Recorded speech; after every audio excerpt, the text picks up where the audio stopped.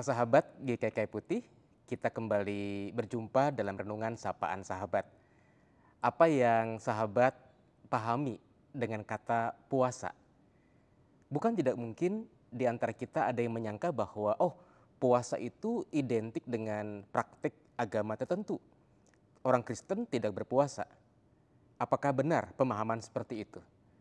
Kata puasa sendiri diambil dari kata Sansekerta, dari kata upa yang artinya dekat, dan wasa yang artinya maha kuasa. Artinya puasa berarti kita mendekatkan diri kepada yang maha kuasa.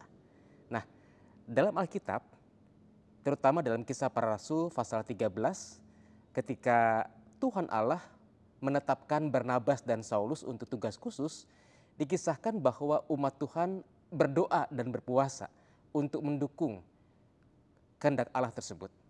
Lalu dalam Kisah Rasul pasal 14, ketika umat Tuhan hendak memutuskan suatu perkara besar, maka mereka pun juga berdoa dan berpuasa, yaitu ketika mereka harus memilih para penatua.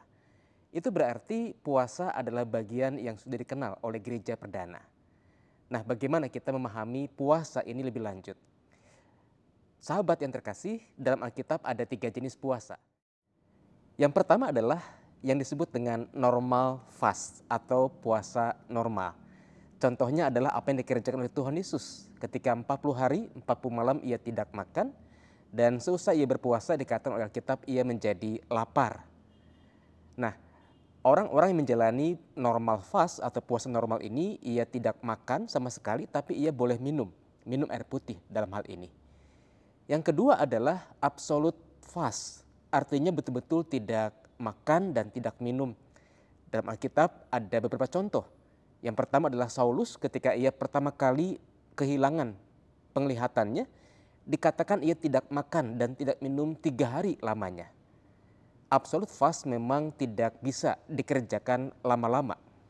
Yang kedua, kita bisa melihat contoh Esther ketika ia mendorong Mordekai, saudaranya, agar dapat menggugah bangsa Yahudi turut berpuasa, tidak makan dan tidak minum 3 hari lamanya oleh karena ancaman pembunuhan kepada bangsa Yahudi.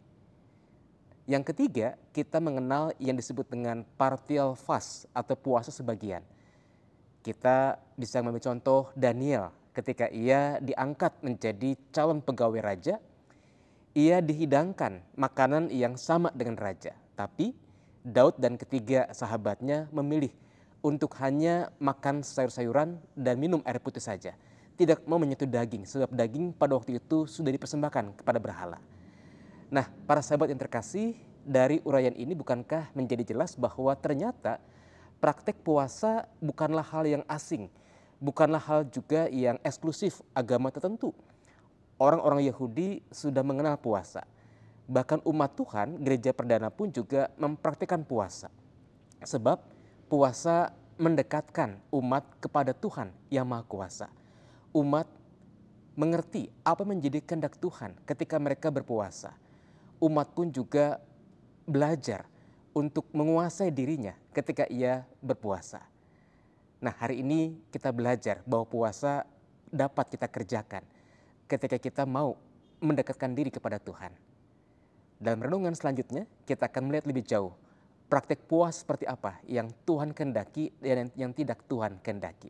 Kita akan belajar bersama-sama. Sampai jumpa dalam renungan Sapaan Sahabat Jumat mendatang. Tuhan memberkati sahabat.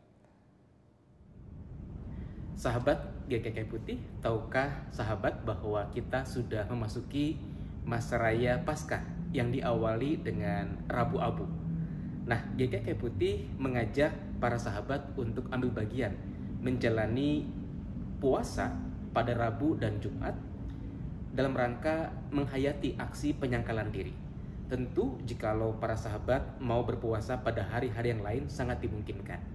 Dan puasa ini kita lakukan dengan tidak makan atau berpantang makanan, tapi masih boleh minum air putih.